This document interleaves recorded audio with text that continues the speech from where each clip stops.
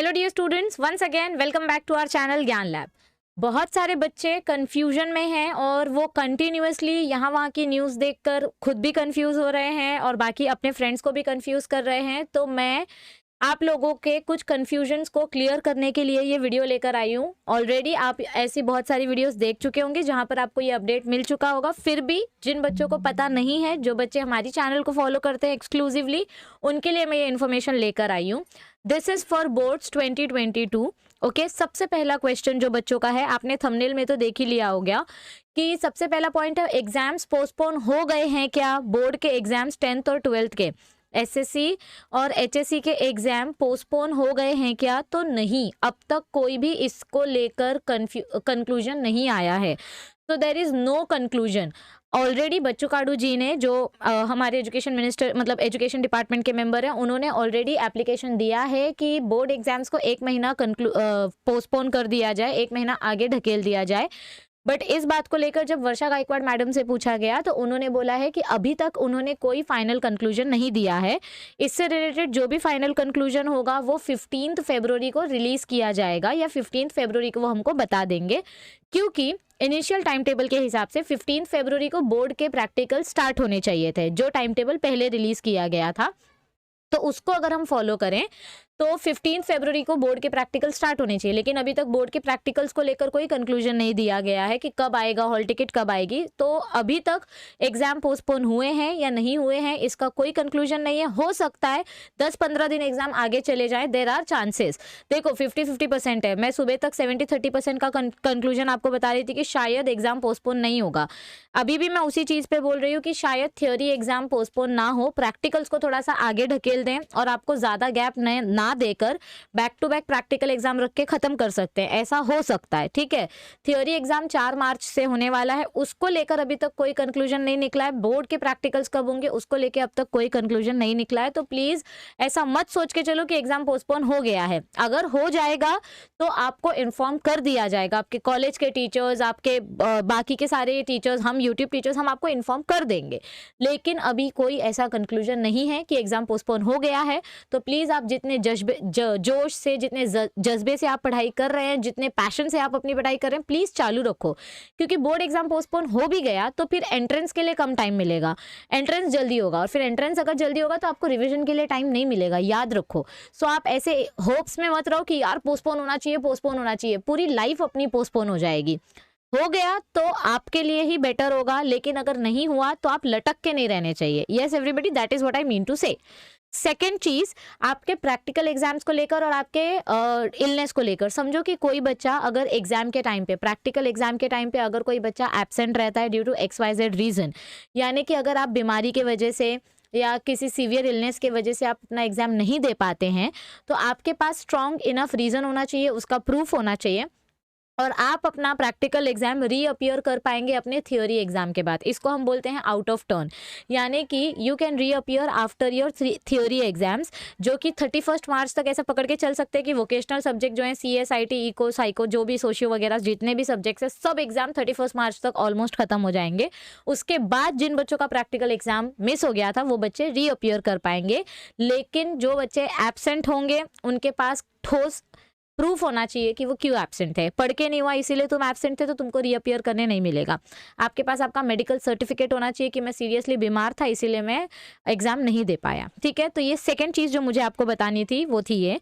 तीसरी चीज जो मुझे आपको बतानी है आपके प्रैक्टिकल एग्जाम्स को लेकर, अभी हम सभी जानते हैं कि कुछ कॉलेजेस ऐसे थे, मैं ऑनेस्टली बोल रही हूँ क्योंकि मैं खुद मुंबई में रहती हूँ, तो बहुत सारे कॉलेजेस ऐसे थे जिन्होंने अपना 6 महीना, साल का 6 महीना पूरा ऑफलाइन चलाया है।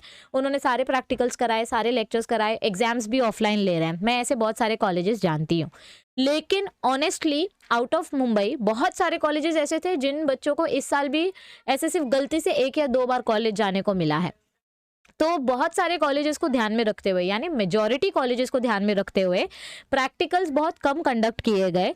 इस वजह से टोटल में से सिर्फ 40% प्रैक्टिकल्स आपके एग्जाम के लिए आपको पढ़कर जाने होंगे, यानी कि 40% एक्सपेरिमेंट्स ही आपको पढ़ने पड़ेंगे, यानी कि 10 में से आपको समझो 4 एक्सपेरिमेंट या 20 एक्सपेरिमेंट में से 8 एक्सपेरिमेंट, जो भी प्रैक्टिकल्स आपको कंडक्ट करवाए गए हैं कॉलेज में, आपको सिर्फ उतना ही पढ़ के जाना है। भले ही आपसे पूरी जर्नल कंप्लीट कराई गई हो, भले ही आपसे पूरा असाइनमेंट लिख के लिखवा लिया गया हो, लेकिन कॉलेज वाले आपको जो एक्सपेरिमेंट बोलेंगे सिर्फ उतना ही एक्सपेरिमेंट करके जाना है, उससे ज़्यादा एक भी एक्सपेरिमेंट करके नहीं जाना है। उतने ही एक्सपेरिमेंट्स में से आपके प्रैक्टिकल्स कंडक्ट किए जाएंगे।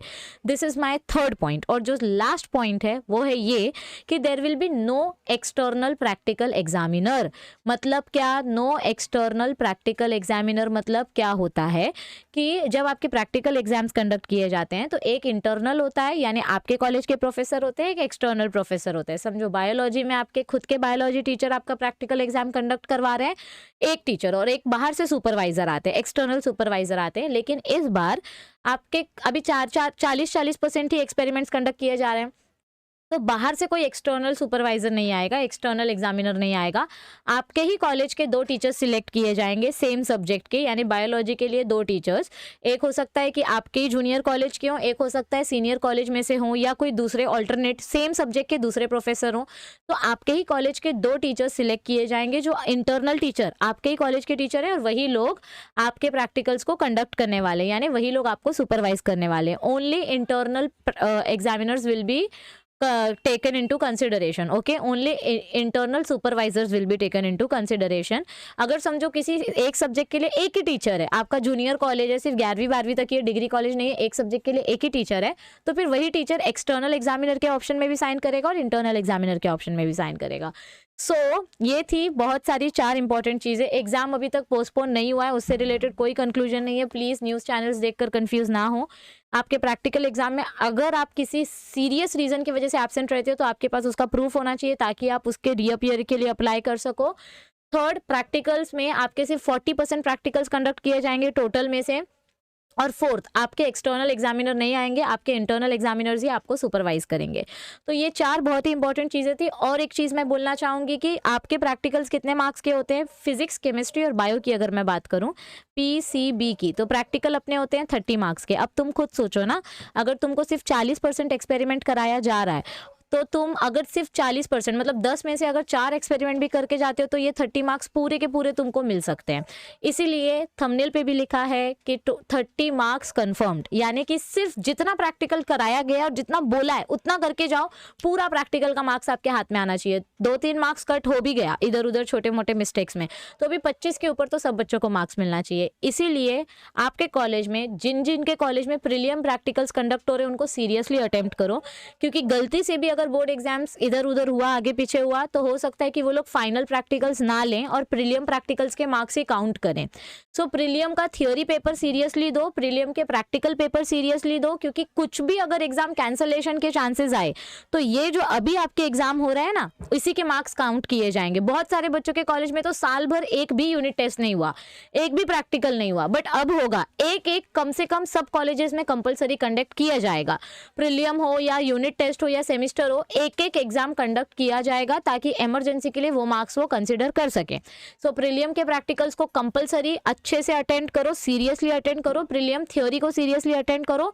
बिल्कुल भी टाइम पास में मत लेना इन एग्जाम्स को, क्योंकि अगर गलती से आगे जाके फ्यूचर में एग्जाम्स कैंसिल हुए, जिसके होने के चांसेस बिल्कुल भी नहीं है, एग्जाम कैंसिल होने के चांसेस बिल्कुल भी नहीं है, फिर भी अगर हुए तो आपके यही मार्क्स काउंट होंगे, प्रीलियम के मार्क्स काउंट होंगे। सो प्लीज प्रीलियम्स को सीरियसली लो और कोशिश करो कि बीमार ना रहो। एक बार में जो प्रैक्टिकल होगा तभी अटेम्प्ट कर लिया तो बहुत अच्छी बात है, बाद में रीअपियर का मगजमारी झंझट नहीं रखने का, फिर रिजल्ट वगैरह सब डिले होता है।